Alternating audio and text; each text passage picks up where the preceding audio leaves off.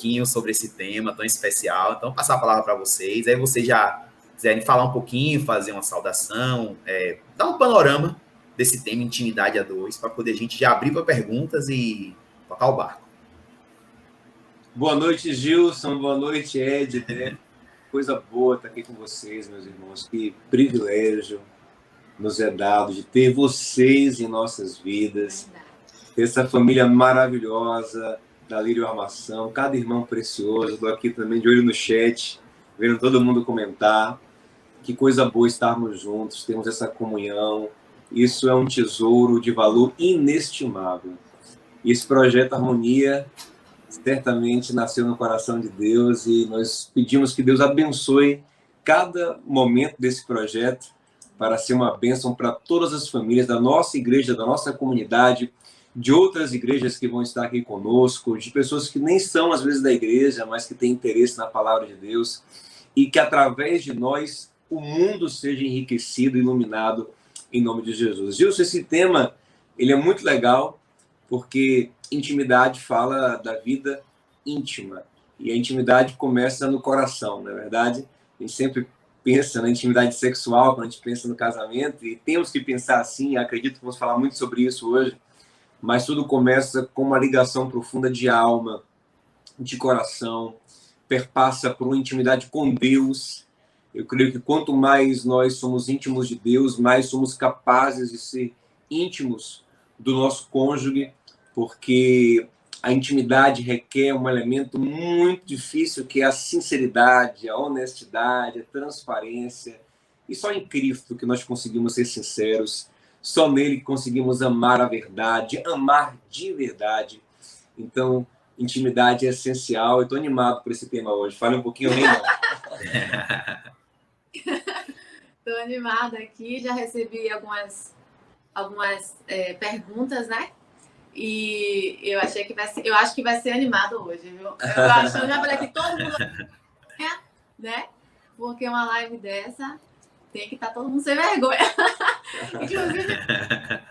Nós também temos que quebrar a vergonha. Mas vamos lá. Vamos então, né? Eu vou começar com uma pergunta que chegou aqui para mim. Assim, vamos começar devagar, né? Começar definindo, então, o que é essa intimidade à luz da Bíblia. Então, o que é intimidade, como a gente pode definir intimidade à luz da Bíblia. Quando a gente fala desse tema intimidade, estamos falando especificamente de quê? Né? O que esperar desse tema intimidade? Pastor tem um conceito muito famoso, né? Que ele sempre fala sobre o IADA. Vou deixar ele falar porque... Quer falar? É bom ver o nosso conceito ser reproduzido. Eu não desenvolvi, né? Esse é um conceito muito comum no judaísmo, né? Eu apenas propago bastante no nosso meio, que é Iada, o verbo hebraico Iada, que significa conhecer, é um verbo também usado para a relação sexual. Lá em Gênesis 4:1 diz que Adão conheceu a Eva, e ali é ter uma relação sexual. Então, intimidade é um conhecimento profundo e não superficial. Eu acho que essa é a melhor definição de intimidade. É conhecer por dentro, é conhecer profundamente, é ter um iado, é ter uma experiência mais íntima, mais profunda. Existem níveis de intimidade, né? Tem gente que é um pouco íntimo, tem gente que vai mais íntimo no relacionamento. Jesus, ele tinha uma multidão que andava com ele. Jesus andava atrás dele, na verdade. Ele tinha os 12 discípulos, que eram mais íntimos. Ele tinha 3 amigos entre os discípulos, que eram íntimos entre os íntimos. Então, são níveis de intimidade, né? Intimidade é esse conhecimento mais profundo. Então, esses 3 mais íntimos participavam de coisas que só eles participavam na vida de Jesus. Por exemplo, quando ele vai rasgar o coração do Getsêmani e mostrar uma grande fragilidade humana, não pecaminosa, mas uma natureza frágil humana, ele só chama os 3 mais íntimos. Então, intimidade tem a ver com conhecimento mais fundo, mais profundo do coração. E o legal do casamento é essa possibilidade dessa gradação da intimidade, de ir crescendo essa intimidade, não ter esse desespero, essa ansiedade de ser íntimo do cônjuge, né? O casamento é essa coisa de anos e anos que vai ser ali construída essa intimidade. E agora, até eu queria fazer uma pergunta. Eu não vou fazer, não, porque eu já começo a querer fazer pergunta. Não, eu queria. Tem outra pergunta que desenvolve um pouquinho essa ideia de intimidade. A gente falou que em relacionamentos nós temos níveis de intimidades. Amigos mais íntimos, né? A gente compartilha nós temos níveis diferentes de confiança e de compartilhamento de nossas vidas com familiares, com quem nos cercam. Mas no casamento, numa relação, né, de marido e mulher, ou dentro de uma família, isso também se aplica? Será que tem alguma área de intimidade, por exemplo, do marido, que é recomendável ou desejável, que ele mantenha ali em segredo eu não digo, mas reservado em relação à sua esposa, ou nesse casamento, nessa relação de intimidade, esse nível é tão profundo que não deve ficar nenhuma área em reservado entre o casal? O que é que vocês me dizem? Essa é uma pergunta muito boa, Gilson. E não, a resposta dela eu penso que não é simples. Eu não sei o que Nana pensa sobre isso, mas eu penso que não é simples. O que a Bíblia fala sobre o casamento é que o homem e a mulher se fazem um. Então, isso quer dizer que eles são profundamente unidos. Corpo, alma e espírito. Eles são profundamente ligados. E eu penso que quanto mais profunda for essa intimidade, melhor. Agora, existem níveis no coração do ser humano que nem ele mesmo consegue acessar bem, quanto mais compartilhar. Então, existem níveis que só Deus pode sondar, só Deus pode compreender, né? Eu lembro de 1 Samuel, que diz que Eucana amava Ana, e a prova do seu amor é que dava a ela a porção dobrada da comida no dia da festa, do sacrifício. Só que ele não conseguia compreender o desejo dela. Dizia, poxa, Ana, eu não sou melhor do que 10 filhos, por que você fica assim, chorando, lamentando? Por mais que ele a conhecesse, tinha um nível no coração dela que ele não alcançava. Então, isso quer dizer o quê? Que eu vou reservar o meu coração no meu cônjuge? Não, eu vou abrir, eu vou compartilhar, mas eu tenho que saber que ele não conseguirá alcançar tudo. Esse nível é tão profundo que ele não conseguirá alcançar.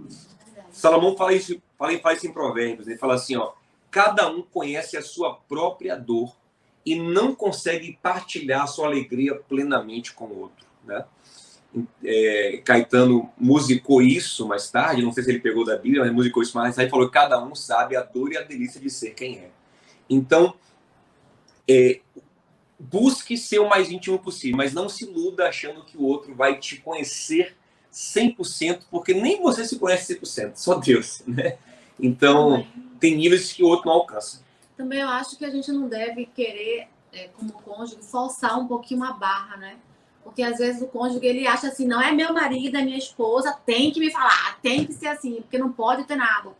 Mas, como a gente falou, a intimidade é algo que é conquistado também, né? É algo progressivo e natural de um relacionamento. Não é uma coisa forçada, imposta, né? Então, até isso também de você abrir o coração é algo que... Eu penso... eu acho que deve ser um exercício, né? Deve haver essa predisposição para abrir, mas do outro lado também respeitar a conquista desse coração, sabe? Eu penso que existem coisas que não podem ser guardadas. Coisas fundamentais, essenciais para a relação. Claro, isso aqui eu vou guardar, não vou contar, não vou falar. Isso é complicado. Mas tem coisas que não afetam a relação e são íntimas, são particulares, que aí eu acredito que é mais como o Taran está falando, você tem que ir respeitando, esperando o tempo e conquistando essa intimidade. Tem gente que não pode ver o outro parado, que fica, tá pensando em quê? Tá pensando o quê? Tá pensando, sonhou com o quê? Me conte todos os seus sonhos. Aí, viola particular.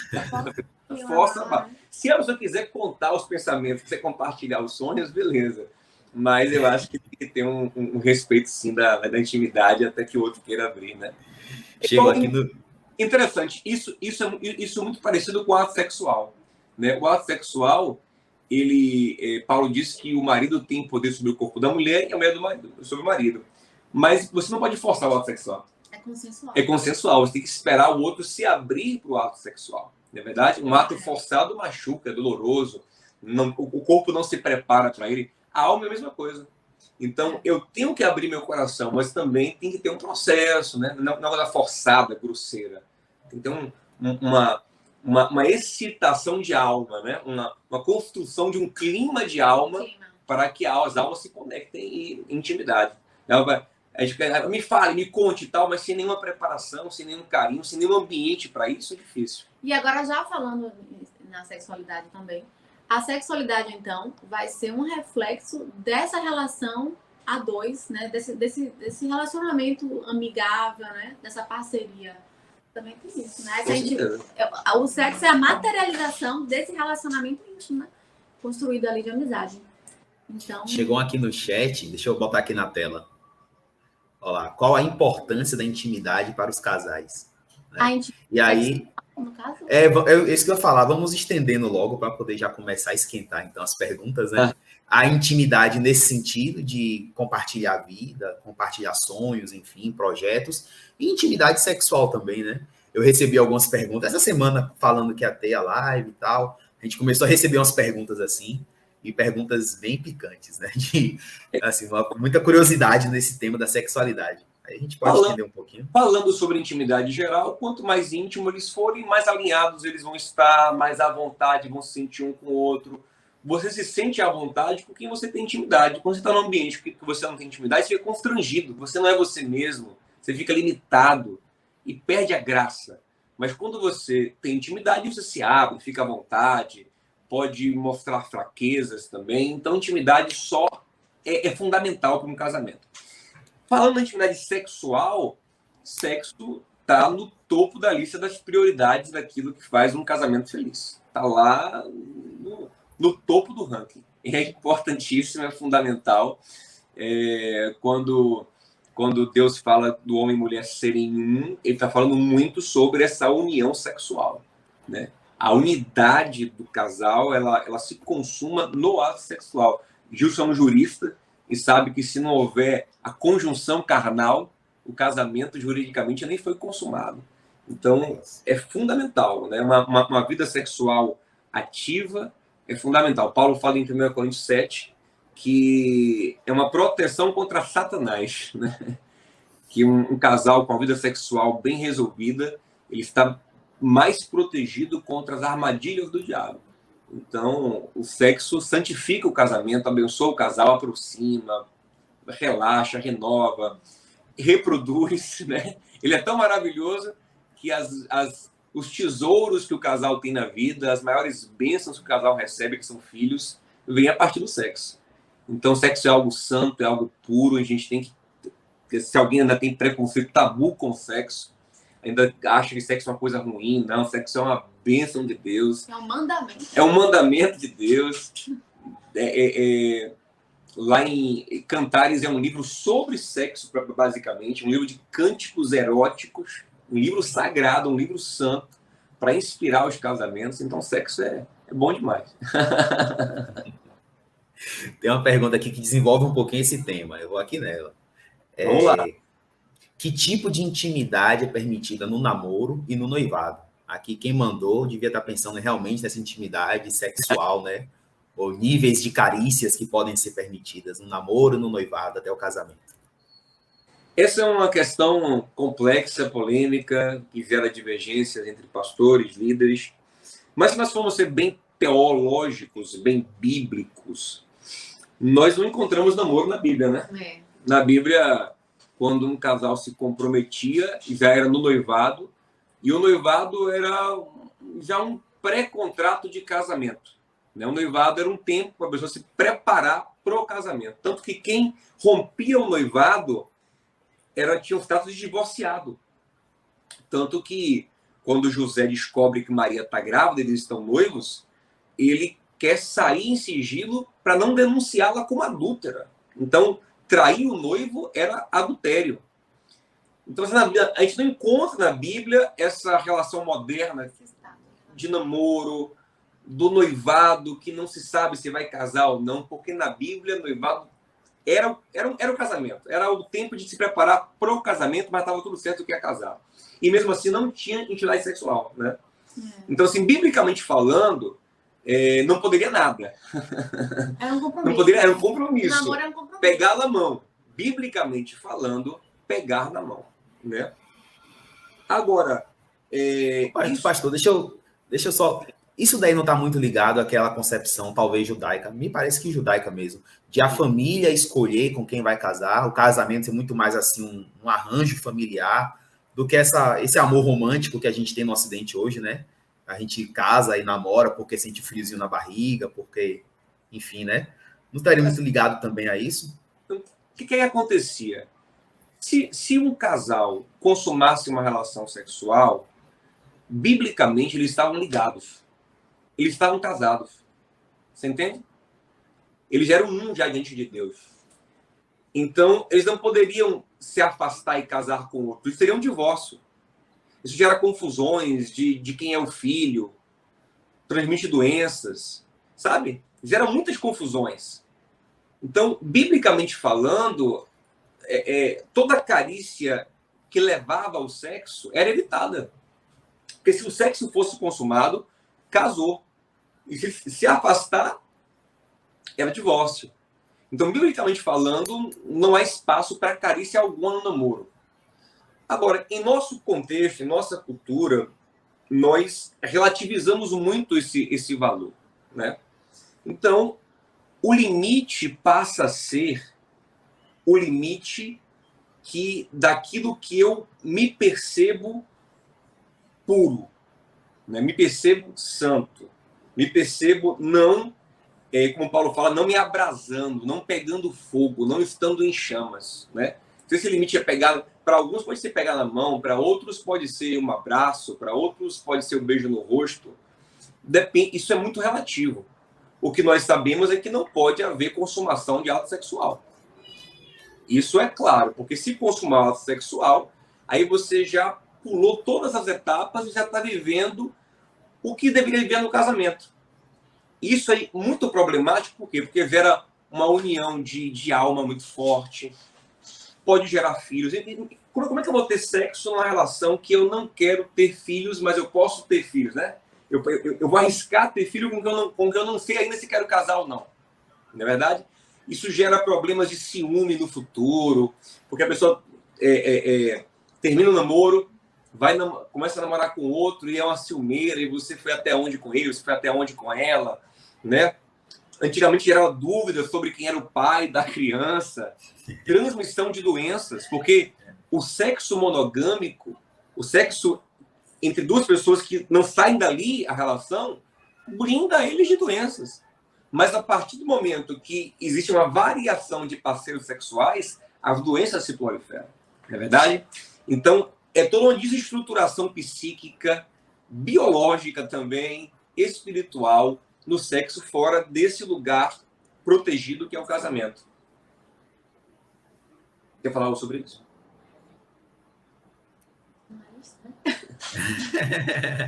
Não tem problema não. Deixa eu perguntar então, né? O que é permitido no namoro, no noivado, a gente já viu, e no casamento. Chegaram muitas perguntas aqui sobre que tipo de... se pode utilizar acessórios, né, de natureza sexual mesmo, se pode fazer sexo oral, se não pode, sexo anal é pecado, enfim. Um monte de perguntas aqui. O que é permitido no namoro? Não, no casamento. No casamento. No namoro e no noivado a gente já viu, né? Que, na verdade, tudo aquilo que for te abrasar não pode acontecer. Né? O namoro, o noivado é uma preparação para o casamento. E uma vez casado, aí tudo é permitido? Quer responder que eu faço isso? Tudo é... Olha aquele texto que fala, né? Que Paulo fala, tudo me é lícito, mas nem tudo me convém. Assim, essa questão do que pode e o que não pode, eu penso que é algo assim muito particular. Na sua maioria, né? É algo muito particular de cada casal. A questão do consenso que deve existir sempre, né? Quando os dois estão ali de acordo, quando é algo satisfatório para os dois. Então, isso é algo que impera bastante. Agora, tem algumas polêmicas, né, em relação a alguns tipos.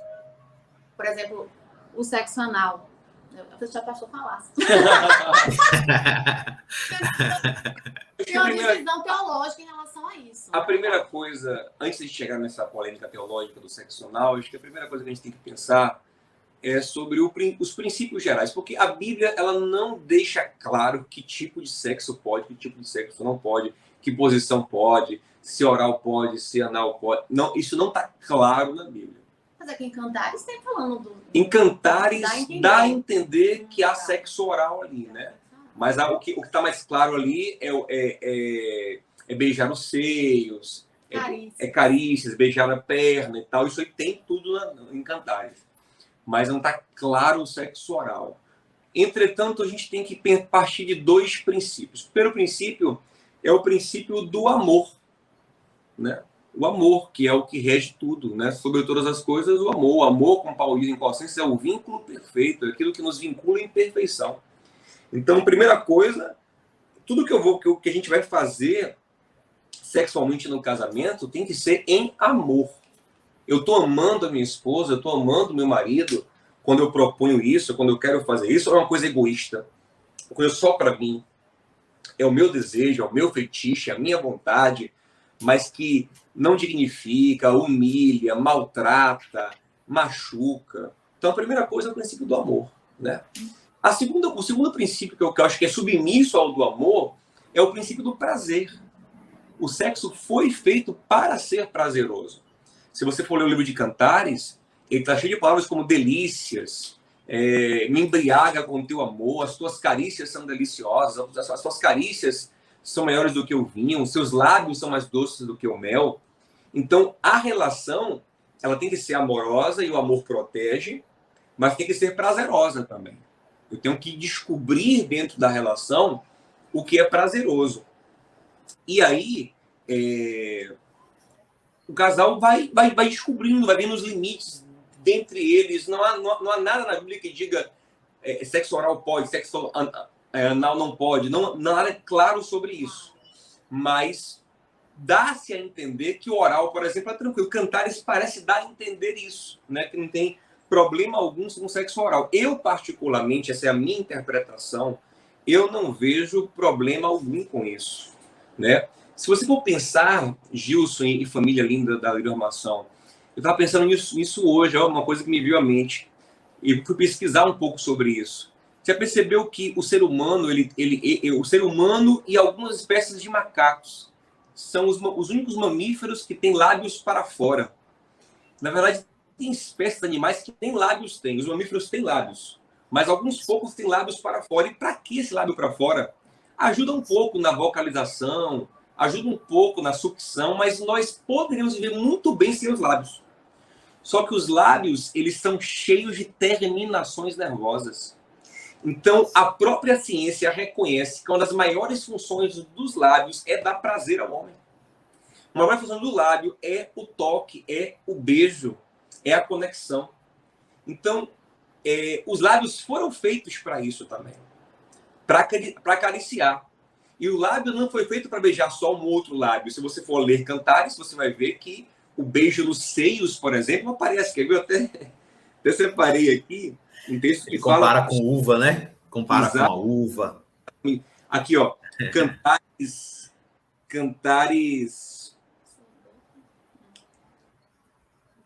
7:7. Seu porte é como o da palmeira, os seus seios como cachos de frutas. Eu disse, subirei a palmeira e me apossarei dos seus frutos. Né? Então, ele está falando de explorar, de beijar, de tocar os seios. Então, por que eu posso beijar os seios e não posso beijar o órgão genital? Sabe? Não faz muito sentido, não tem muita lógica isso. Você entende?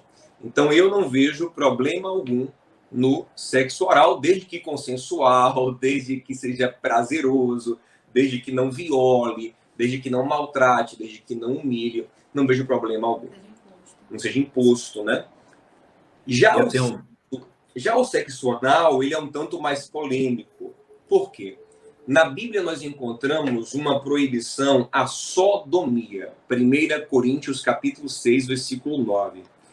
E a maioria dos intérpretes, a maioria dos teólogos, e eu me coloco entre eles, entendem aquele texto como uma referência à homossexualidade. Mas há quem aplique também esse texto ao sexo anal. Há quem equipare a relação de sodomia com o sexo anal. Isso não é claro na Bíblia. Mas eu penso que faz sentido. Faz sentido, né? Diferente da boca, o ânus não me parece ter sido feito para esse propósito, né?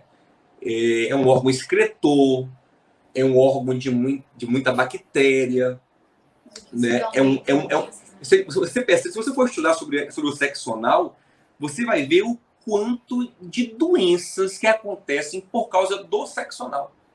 O próprio HIV, ele praticamente só é transmitido por sexo anal. É muito difícil no sexo vaginal ter a transmissão do HIV. Muito difícil no sexo oral ter a transmissão do HIV.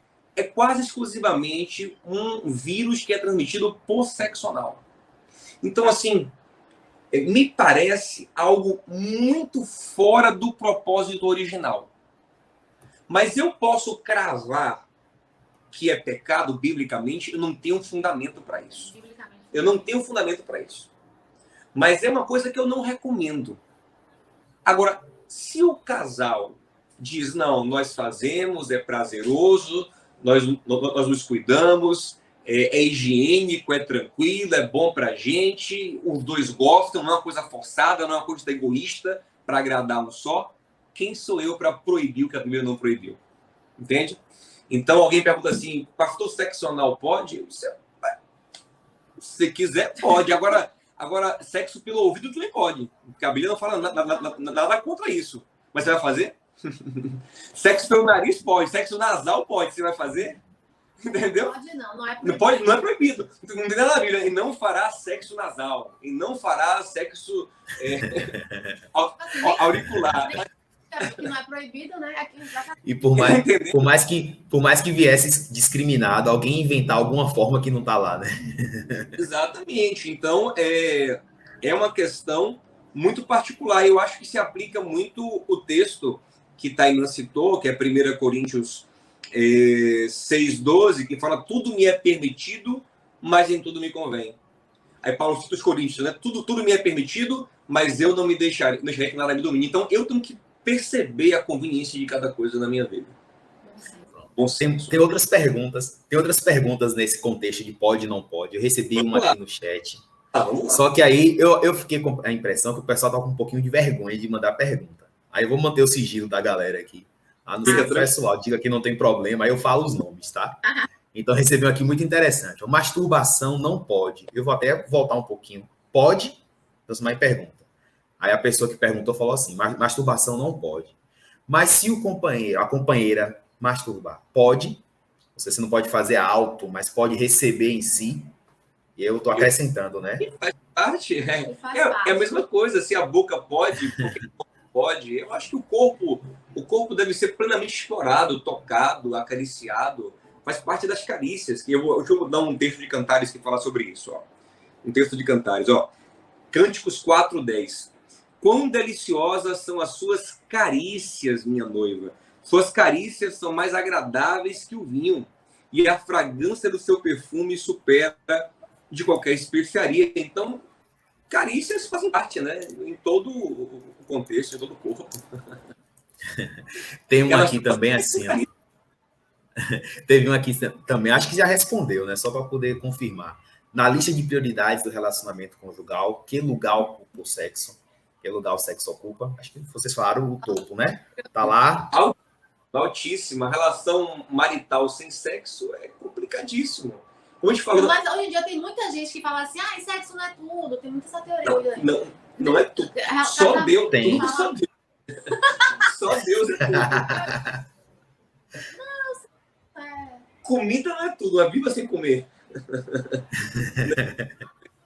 O sexo ele é fundamental, a não ser que ambos estejam na fase da vida em que os dois não tenham mais desejo sexual, né? Chegaram na fase da vida, talvez depois dos 80, depois dos 90, não sei, em que não há mais desejo nenhum, não há mais libido nenhum, Eles falam, pronto, meu velho, pronto, minha velha, vamos aquietar o negócio, estamos bem, e pronto. Né? Mas, assim, o que eu tenho ouvido falar é que até em idades avançadas, os caras estão querendo dia, né, intimidade, estão buscando... Tem remédio de todo tipo aí agora, né? Acho que não tem mais limite, não. Que ajuda aí, com certeza, o Viagra tá aí. Teve uma pergunta aqui que se casa com uma que eu recebi. É uma fala de Sara, né? Sara, lá em Gênesis 18, quando Deus disse que ia dar filho a eles, Deus falou assim, eu sou velha e meu marido já é velho, nós vamos ter prazer de novo. Tá falando sobre sexo, né? E Deus os renovou para ter relação sexual já idosos, então é possível, sim. Então, assim, ele é fundamental. Se você ler lá em 1 Coríntios 7, Paulo fala isso, que o marido não deve negar o corpo à mulher, nem a mulher ao marido, e devem cumprir as suas obrigações conjugais. Obrigações, dever, não opção. Eu tô afim, não. Eu tenho um dever de satisfazer a minha esposa, ela me satisfazer, porque senão, o texto fala, eu dou brecha ao diabo. Não adianta orar, jejuar, ir para a igreja, ler Bíblia, fazer campanha, ofertar, trabalhar na igreja. Se eu não fizer amor, eu dou uma brecha terrível para o diabo na minha vida. Inclusive, ele fala para parar de orar, não foi nesse caso da batalha que vem esse conflito. Nesse caso, ele fala o seguinte, vocês não se privem, a não ser por mútuo consentimento, para se dedicar à oração por um tempo. Por um tempo, não para. Ou seja, chega um tempo que a oração não resolve mais, você tem que namorar. Para se proteger. Chega uma hora, exatamente. O espiritual é totalmente ligado uma coisa com a outra, né? Então, sexo é algo muito espiritual. 1 Coríntios 7, do 3 ao 5. Tá lá, gente. 7, 3 ao 5. Chega uma hora que a oração não te protege mais. O que vai te proteger é uma satisfação sexual. E, gente, é outra coisa. Você vence o diabo quando namorando. O homem, quando a mulher estão satisfeitos sexualmente, a alma é diferente, a mente, tudo é diferente. O raciocínio, o sentimento, tudo. Você fica mais leve, mais feliz, mais motivado, mais ligado, mais apaixonado. Tudo fica melhor. Pronto. Eu tenho aqui uma pergunta que eu recebi ao longo da semana. E aí ela vai se ligar com outra aqui. Vou tentar juntar tudo para entender o contexto, né? A pergunta que eu recebi foi sobre filmes pornográficos, né? Se o casal pode utilizar disso para poder apimentar a relação, para poder estimular-se visualmente. E aí uma pessoa perguntou aqui se pode utilizar brinquedos eróticos em motel. Eu acho que está no mesmo contexto, né? Filmes pornográficos, motel, acessórios, enfim, que o casal pode talvez usar. São coisas tanto diferentes, né? O filme pornográfico, ele é complicado porque você está se estimulando com uma outra pessoa. Então, outras pessoas, né? Estão participando. Então, quem está gerando a sua excitação não é o seu cônjuge. São outras pessoas. O seu desejo está projetado em outras pessoas. E o Senhor é claro no Sermão do Monte ao falar que esse desejo projetado no outro, ainda que você não consume a relação, é pecado. Não é verdade? Então isso é pecaminoso. Isso viola a intimidade do casal, gera insegurança. E no médio e longo prazo, isso no começo pode parecer maravilhoso. Nossa, achei a solução para o meu casamento. Estávamos borocochô, sem ânimo, sem libido. Começamos a explorar vídeos eróticos e apimentou nossa relação, tá pegando fogo. Isso no início, é igual droga. No começo você usa a droga e acha que é o máximo, se sente invencível. Cocaína, eu nunca usei, mas quem usa fala muito isso, que no início se sente invencível. Não, eu tô bem, tá ótimo, melhorou a minha vida. Mas no médio e longo prazo começa a ver os colaterais. Aí o casal fica dependente, eles já não têm mais desejo entre eles. Olhar um pro outro não excita, só excita olhar vídeos. E tem outra coisa que é terrível da pornografia. Aqueles vídeos iniciais já não satisfazem.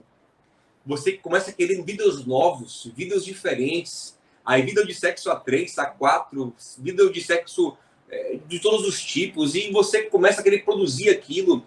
E é muito comum que o casal da pornografia passe para tentar experimentar a pornografia, ou você chamar alguém para a relação, um terceiro para a relação.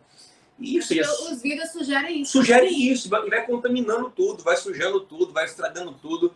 E assim, é uma droga que dá um up no início e depois devasta tudo. E está crescendo muito, né? Essa questão convidar pessoas de fora do casamento para participar, né? Exato. E aí a pessoa gera insegurança, gera comparação, gera pensamentos terríveis, né? A pessoa começa a ficar com a mente suja ali. Então, de fato, não é uma coisa boa, não. Antes da gente avançar, faltou o restante. É motel e acessórios. Sim. Brinquedos e acessórios já mudam bastante o contexto, porque aí a ideia é que o brinquedo e o acessório seja usado pelo casal. Então, se o casal usar o brinquedo e o acessório para estimular um ao outro, sem trazer a imagem de terceiros, a projeção de terceiros, se não for uma coisa que machuque, que ofenda, que humilhe, se for algo entre eles, eu não vejo problema algum, sabe? Depende muito do que você vai usar, como você vai usar, é consensual. É aquela questão, é amor, é prazeroso, não machuca o outro, ou, quando eu falo não machuca para valer, porque a gente gosta de sentir algum nível de dor, sem se lesionar, isso aí eu também não tenho nada contra, né? Se a pessoa sente, eu gosto de sentir um pouquinho de dor, mas sem, né? Sem ser violência. Sem ser violência, sem lesionar, né? Sem ser um ato de violência. Sem machucar, enfim, isso aí é muito íntimo, cada um que sabe da sua vida. Mas se o brinquedo for usado pelo casal, sem ser uma... Por exemplo, eu vou usar um brinquedo que vai... não, vamos fazer uma fantasia aqui. Que fantasia é? Imaginar que você é tal pessoa. Complica, né? Aí a projeção está em outro lugar, né? Vamos introduzir aqui um brinquedo que simula um órgão sexual de um terceiro. Um órgão sexual que não é... Então, são coisas complicadas, entende? Porque é uma coisa que acontece, por exemplo, brinquedos como vibradores. Pode, não pode? Isso é muito, muito relativo, mas assim, é complicado você colocar uma coisa na relação que vai gerar um estímulo tão forte, tão diferente, que depois o próprio casal não conseguirá sem isso, né? Então, o que o vibrador faz, o pênis não faz. Não tem como fazer, são coisas bem diferentes. Então, se o casal vicia no estímulo do vibrador, tem muitos relatos sobre isso, de mulheres que falam, poxa, só consigo agora chegar ao orgasmo com o vibrador. Então, acabou viciando, acabou estragando. Gente, vícios são coisas que nos escravizam. Temos que fugir dos vícios. A gente estava conversando sobre isso em outro contexto, não sexual, mas sobre a alimentação, né, da nossa filha hoje. Eu forçando a Maricé a tomar sopa. Mas vai tomar sopa assim, vai tomar sopa assim, vai tomar sopa assim. Aí eu lembrei que Tainá me dizia, quando ela era bem pequenininha, Diogo, não dê doce a ela, não dê salgadinho a ela, porque se ela viciar nisso, depois ela não vai querer comer outra coisa. Né? E eu fui ali relativizando, tentando administrar, mas hoje eu estou sofrendo. Estou tentando correr atrás do tempo perdido. Né? Tentando tirar os doces cada vez mais, porque eu também gosto muito, né? Estou também me reeducando, graças a Deus, e introduzir coisas saudáveis para ela. Mesma coisa, gente. Não brinque com coisas que viciam, né? Então, e fazem mal. Então, esses brinquedos, eles vão realmente ajudar vocês a se conectarem ou vão distanciar vocês? Essa é a questão, né? Se vai conectar ou não. Tem brinquedo que é introduzido que desconecta, que na verdade vai atrapalhar, vai distanciar, vai quebrar, vai prejudicar realmente. E Teve uma pergunta... Ou para unir, para conectar, para ficar melhor, né? A longo prazo também, não assim só no imediatismo ali. Aí vale. E o motel? Motel. Motel é outra questão polêmica. Né? E nós também não temos nenhuma base bíblica para dizer não irás ao motel. Isso aí não tem. Mas assim, eu penso assim, uma coisa minha, eu penso que o motel não costuma ser necessário, né? Acho que se o casal tem sua casa, tem seu quarto, um lugar limpo, um lugar onde você não tem aquela coisa de parece estar escondido, digamos, né? Que a gente não vai, mas se a gente fosse num motel, né? Aqui perto da nossa casa tem vários motéis. Aí eu entrei lá com o meu carro no motel, né? E aí você já entra naquele clima, tipo assim, um negócio meio que escondido, Aí, quem tá ali também, sabe, não sei, é um ambiente que não parece saudável. Não parece saudável. Aí, digamos que o meu carro sai do motel, vê o carro do passageiro do motel. Quem vai imaginar que eu tô entrando com a minha esposa, né? Então, assim, tem todo um contexto social que torna aquela questão pesada. Agora, assim, dizer que ele é totalmente vetado ao crente, não. Quer ver uma hipótese? Quer ver uma hipótese que a gente não pensa às vezes? Porque a gente fala assim, não, faça em sua casa, ou vá para um hotel com a sua esposa. Apesar de que, em parêntese, o hotel muitas vezes também é usado como motel. Essa coisa de, não, eu não vou no motel, porque o motel é usado para sexo. Se o hotel não é... Não, porque tem gente que o fala hotel assim, também é um ambiente amaldiçoado, que ali é um lugar que só fazem coisas, né? Só que o motel também, tem gente que usa hotel para orgia, tem gente que usa hotel para assassinato, tem gente que usa hotel para pedofilia, hotel para tudo. Tem hotéis aqui na Orla de Salvador que são praticamente usados como motéis o tempo todo. Vocês pegam as prostitutas que moram na Orla e vão para o hotel na Orla ali, que serve como motel. Então, assim, isso é muito complicado, não, porque essa cama aqui é uma cama suja, uma cama impura. Eu não penso que é por aí, não, porque a cama do hotel também tem muita coisa ali, você vai para o hotel. E deve ter motel que é se fosse assim, higienizadozinho, e tem hotel que é mal higienizado. Tem hotel tem hotel que é mais... Tem hotel que é mais sujo que o motel. Tem. Entendeu? Se fosse assim, você só dormiria na sua própria cama, né? Na sua própria cama. Que é santificada, que você ora, que você orou, que você abençoou, que ninguém nunca fez nada ali em cima, né? Na sua própria cama. Então, esse argumento eu acho que não é tão válido. E eu quero falar algo que a gente tem que pensar. Às vezes, assim, eu acho que não é um ambiente legal para o casal cristão. Né? Você entra ali, remete a traição, a coisa escondida. Quem liga a televisão vai provavelmente aparecer filmes pornográficos, né? É todo um ambiente que não lembra uma coisa na luz, uma coisa santa. Entretanto, a gente tem que pensar o seguinte, é muito fácil para a gente que tem uma casa, que tem um quartinho, que a gente pode ficar quietinho, falar isso. Mas tem casais, meu irmão, que infelizmente moram aglomerados. Mora num apartamento de 2 quartos, mora 10 pessoas. Eles não têm privacidade nenhuma. Os filhos dormem do lado da cama. Então, às vezes, ir no motel, e o motel tem essa questão que eles podem pagar 1 hora, 2 horas, 3 horas, é o que eles podem fazer para ter uma intimidade. Eles não podem pagar hotel. Imagina, toda vez que for sensual, pagar a diária de um hotel, que é um dia todo, sabe, fica muito caro. Então, eles vão no motel, que é mais barato, 1 hora, 2 horas, para ter intimidade. Então, assim, é uma coisa que a gente tem que ter muito carinho e muito cuidado ao analisar, ao julgar. Eu acho que quem fala assim, é pecado, sem analisar caso a caso, é complicado, sabe? Cravar. É cravar. Eu pensei, quem pode não ir, não vá. Melhor. Acho que faz bem. Mas quem precisar usar, né? Tem um aqui, pastor, muito interessante. A Bíblia diz que pela oração, tudo é santificado. Chegam aqui muito interessante, viu? E polêmica também, né? Olha só. O sexo atrapalha a vida espiritual e por que deveríamos nos abster do sexo durante um período de jejum? A fazer jejum é necessário também fazer abstinência sexual? Não. As coisas não podem conciliar. Sexo não atrapalha em nada a vida espiritual. Nós falamos em 1 Coríntios 7, 3-5. Paulo fala que a vida espiritual é protegida por sexo.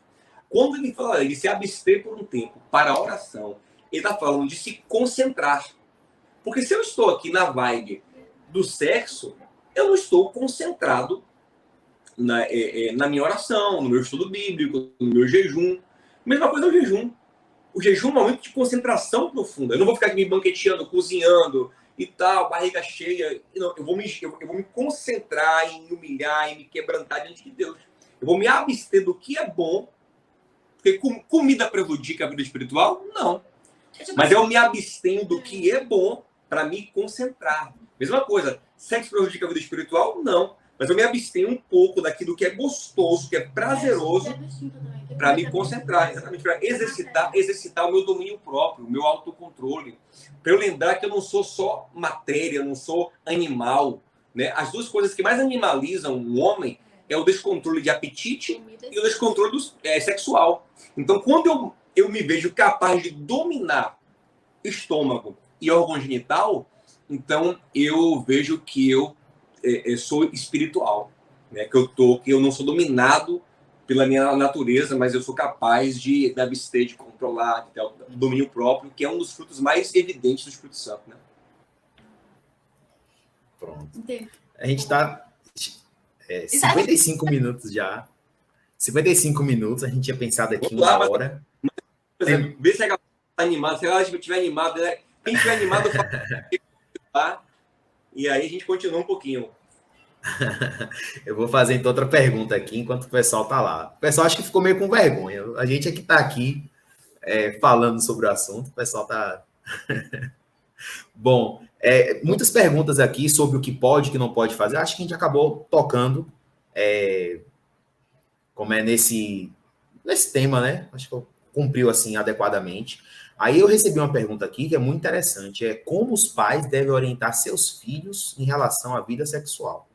Né? Essa intimidade, que é uma coisa que aqui em casa já estamos orando, Deus só me deu mulheres, então a gente já está orando aqui, já está, né, preocupado em como é que vai ser. Embora eu fui muito responsável, viu? A mulher que eu quis é a minha, está aqui até hoje. Eu penso que você é um desafio, Gilson, um desafio muito grande. Eu penso que você deve fazer essa educação sexual na hora certa, não antecipar, nem atrasar. Se você antecipar, você expõe a criança a um assunto para o qual ela não está psicologicamente preparada. Então ela começa a fantasiar, a pensar um monte de coisas para as quais ela não está preparada, e lidar com aquele assunto para ela pode ser um problema. Ela pode começar a ter curiosidades, a mexer numa área para a qual ela não está pronta ainda. Então, calma. Infância, penso que não é a hora. Talvez seja a hora na infância de falar que não é pela cegonha, né? Que papai e mamãe se unem para gerar os filhos, né? Que o papai tem um gameta e a mamãe tem o óvulo. Ensinar que ninguém pode mexer nas partes íntimas. Ensinar que ninguém pode mexer íntima, que é sagrado, proteger dos abusos. Né? Então, é nessa fase aí que a criança está. Começou a adolescência, os hormônios começam a pulsar, os desejos começam a chegar. Aí eu penso que os pais devem se antecipar ao mundo. Porque o mundo vai começar a propor. Os amigos da escola, do prédio, enfim, vão começar a falar sobre, vão começar a trazer o assunto. Né? Então, eu acredito que na pré-adolescência já é legal começar a ter alguma conversa sobre isso ali com 10, 11 anos. Ou, às vezes, a criança está antecipada. O próprio pai e mãe expôs a criança antes. Ou a televisão, ou a escola, enfim. Às vezes ela com 7, com 8, com 6, já traz. Aí você vai ter que entrar e conversar com sabedoria e ensinar e explicar aquilo. De qualquer forma, gente, eu penso que nós pais temos que estar muito antenados, muito ligados e de olho nos sinais que a criança está emitindo, né? Para a gente poder se antecipar mesmo, como o pastor está falando, a gente tem que estar ligado, que às vezes tem pai que viaja na maionese também, né? A criança está lá já conversando com os coleguinhas, já está fazendo, aprontando, e os pais estão dormindo no ponto. Então, pai e mãe tem que estar ligado em filho e tentando perceber, e assim que perceber que já está pensando nessas coisas, já tem que antecipar, já falar para tem pai que viaja muito, né? Tem pai que... Eu conheço casos de pais, Gilson, que a filha tem 5, 6 anos que já não é mais virgem e ele trata como se nunca tivesse acontecido nada, né? Casos assim, os mais escrachados que todo mundo tá vendo, que a pureza já foi embora, mas os pais, não, é meu neném, é meu bebê. Então, a gente tem que ser um pouco mais ligado. Ficar um pouco mais atento para chegar junto, não para coibir, não para colocar um julgo sobre eles, porque nós também vivíamos isso, né? Nós também fomos jovens, somos adolescentes, somos crianças, curiosas, exploradores, buliçosos, pelo menos eu sempre fui. Eu não fui, não. Tá, não, mas eu desde pequeno tinha curiosidade com esse negócio de sexualidade. Eu acho que eu fui exposto, não sei o que aconteceu comigo. Eu acho que ele foi exposto. Acho que eu fui exposto, não sei o que aconteceu. Que eu tinha muita coisa. Eu também. Não julgue. Mas desde muito pequeno, eu lembro que com 6 anos, eu já tenho memória de curiosidade, de querer saber, querer entender, de querer ver. Então, assim, Para mim, teria sido bom, quanto mais cedo meus pais chegassem. Só que eles também não tinham essa consciência na época, não entendiam. Enfim, os pais têm que ficar muito ligados para poder ser uma bênção para os filhos. Eu acho que tem muito do contexto cultural também, da sociedade onde a gente está, né? Eu morei em Barreiras na minha adolescência, dos 12 aos 14 anos. E aí eu me assustei muito, porque quando eu fui morar lá, meus colegas de sala já tinham namoros, assim, de 3, 4 anos. Então, a gente tinha 14 anos, eles namoravam há 4. Eu ficava, assim, assustado, né? As meninas começaram a namorar com 10, 11 anos, entendeu? E eu, naquele contexto, assim, muito assustado com isso. Meu Deus, como pode e tal. E agora, mais velho, pai de meninas também, né? A gente fica, assim, pelo menos eu fico, sabe? Preocupado até do contexto social onde elas estão inseridas, né? Isso tem que ligar uma luz de alerta também, né? Sobre ambientes. A igreja é um ambiente que ajuda, né? Uma escola que tem um compromisso ético. Assim, tem escolas que não têm compromisso ético algum, moral nenhum. Tem escolas, pelo contrário, que para elas, quanto mais a criança explorar a sexualidade, melhor. Tá? Então, assim, ó, eu acho que beira a irresponsabilidade a forma como o sexo é tratado na escola. Outras escolas demonstram valores, né? Demonstram um cuidado, uma preocupação. Porque a ideia não é coibir, não é castrar. A ideia é ajudar, é auxiliar a criança, o adolescente a lidar com algo que é tão difícil, que é tão complexo, que pode gerar traumas, pode expor a abusos, pode gerar tantas coisas difíceis, né? Então a criança tem que ser bem orientada nesse sentido e, né, nem antecipar para não trazer uma maldade que não estava na cabeça dela, nem se atrasar também para não perder o compasso. Tem mais alguma pergunta boa? Tem várias aqui, o pessoal está se soltando mais um pouquinho. Teve um aqui querendo saber sobre. Cadê? Deixa eu receber aqui. A insatisfação sexual, né? Como a gente identificar e se é um indicador razoável para poder a gente também medir um desalinhamento no relacionamento, né? Deixa eu somar uma coisinha nisso. É uma impressão minha, né? Às vezes o casal. Eu vou explicar, vou reformular. Às vezes o casal exposto à pornografia, isso do que a gente vem comentando, né? Eu tenho a impressão que acaba num contexto de hipersexualização. E aí isso vem para dentro do casamento e a pessoa acaba não se satisfazendo mais com as práticas mais, rotineiras ou que o seu parceiro aceita com mais razoabilidade. Aí a pergunta aqui foi a seguinte, se a insatisfação sexual é um indicador sensível de que o plano de Deus para o casamento está desalinhado. Se a pessoa pode medir assim, não está indo bem, né? Se isso é algum indicativo sobre essa direção de Deus, e se isso talvez, eu estou somando, e se isso talvez pode ser fruto de uma hipersexualização de um dos dois, né, no casal. Tem que ver se essa insatisfação sexual é legítima ou não. Porque se é um casal que tem sexo regularmente, inclusive alguém perguntou aqui no chat, quantas vezes um casal deve fazer sexo por semana, normalmente, né? Isso é muito particular, depende muito do desejo entre eles, né? Cada casal tem um ritmo, né? Mas, geralmente, no casal normal, saudável, né? Pelo menos uma vez na semana, né? Um casal saudável, pelo menos uma vez. Alguns 2, outros 3, outros mais animados, 5 vezes. Mas eu acho que um casal saudável, pelo menos uma vez na semana, eu acho uma média boa. Mas, assim, isso é muito... Agora, uma vez eu vi assim, que é mais do que as mulheres falam e menos do que os homens pedem. Mas, assim, eu tenho visto isso muito. Eu tenho visto muitas mulheres, às vezes, com mais libido do que homens, às vezes, sabe? Então, esse tabu de que a mulher quer menos, a mulher deseja menos, isso tá mudando bastante. Mas, assim, eu penso assim, a insatisfação sexual pode ser um indício que o casamento está mal, de que tem uma coisa errada, se ela é legítima. Né? Se você vê que o casal há uma negativa sexual, não há uma intimidade, não há uma vontade de satisfazer o outro, não há uma entrega, se há problemas hormonais que às vezes impedem, né, a sexual, se há uma disfunção erétil, uma ejaculação precoce, um vaginismo, né? Se tem alguma questão assim, então realmente isso vai ser um problema.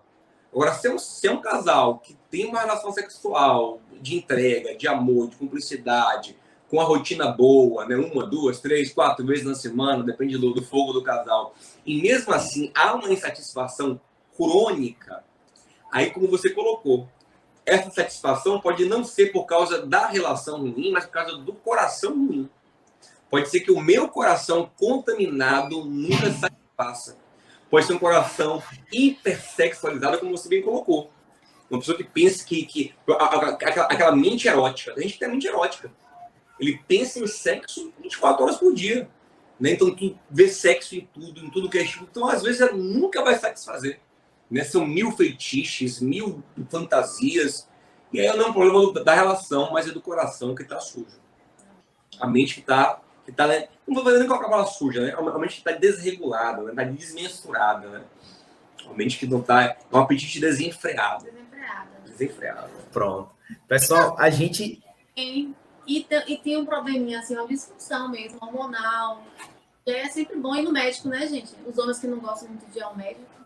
Importante. Eu vou terminar pegando esse gancho que a pastora levantou, porque foi uma... Não foi bem pergunta. Eu recebi um comentário ao longo dessa semana e me pareceu, sabe, não preservar os nomes, né? Mas me pareceu que a pessoa que falou isso estava pedindo, assim, uma dica, né?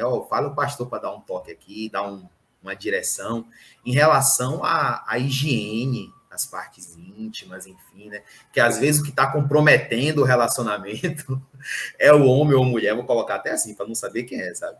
O homem ou mulher que não se cuida adequadamente, aí o outro não sente o prazer que deveria sentir no corpo do seu parceiro. Aí eu queria só que vocês falassem um pouquinho sobre isso e a gente já encaminha para o encerramento. A Bíblia sempre traz padrões de higiene muito elevados, né? Inclusive, a circuncisão, que é algo que Deus instituiu, é algo que é um ato de higiene também. Inclusive, eu fiquei sabendo recentemente que o índice das judias de câncer no colo do útero é o menor do mundo, justamente porque os homens são circuncidados. Então, a higiene, né, porque ali na região do pênis, ele leva muita sujeira para o canal vaginal. Então, realmente, eu creio que é da vontade de Deus que haja higiene, assim, na relação sexual. Tem gente que fala assim, não, tem que ser como de qualquer jeito, porque, como que fala? Tem gente, não, é natural, é instinto, é carne, não sei o quê. Gente, não vejo assim, não. Biblicamente, eu vejo a higiene como um padrão de Deus para nossa vida sexual também. Então, é super importante. Tanto você vê lá em Cantares, tanto ela quanto ele, muito cheirosos, né? Quando você vê Salomão falando dela, ele fala, isso aí é cheiro de mirra. E ela, porque meu amado é muito cheiroso.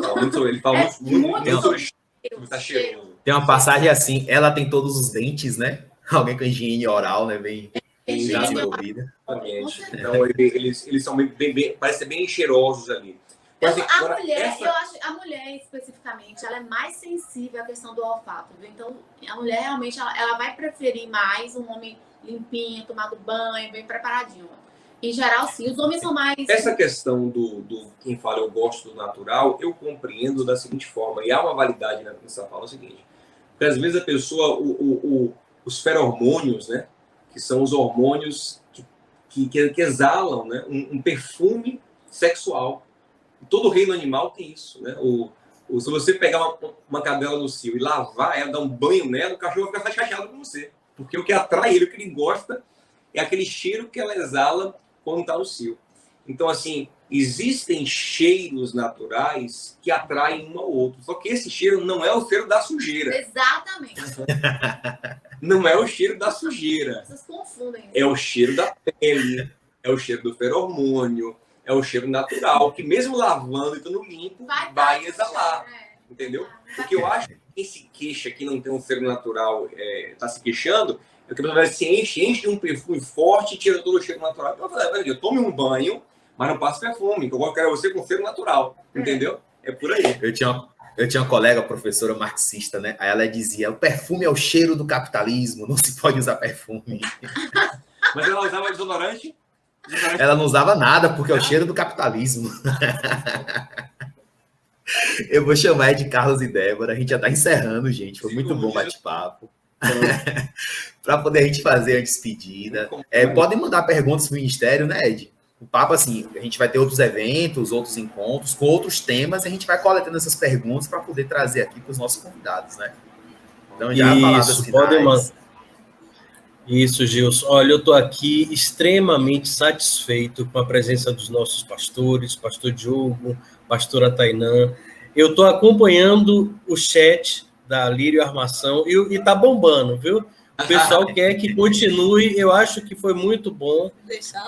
Se deixasse ir até meia-noite, ia chegar no Dia dos Namorados e o pessoal ativando as turbinas aí. Foi muito bom, pastor. Muito obrigado pela disponibilidade. A gente sabe que é difícil encontrar um dia disponível na agenda do senhor e da pastora Tainã, mas muito obrigado por ter aceitado esse convite. E o senhor pode ver aí como foi bom. Foi bom para nós aprendemos mais, foi bom para a igreja. Eu vi um comentário aqui de uma pessoa, que eu não sei se é membro da igreja, eu creio que não, que ela falou assim, nossa, nunca vi um pastor falar com tanta naturalidade e liberdade sobre assuntos que são tão restritos, que as pessoas têm medo de falar. Então, isso é muito bom, porque mostra a liberdade em Cristo que nós temos e o quanto que nós estamos preocupados em ensinar o povo, porque a Bíblia já fala, né, que o meu povo perece por falta de conhecimento. Então, não é apenas conhecimento teológico, mas é conhecimento das coisas seculares do mundo, porque nós ainda estamos no mundo. Então, nós precisamos ter todo tipo de conhecimento. Então, eu sou muito grato, pastor, a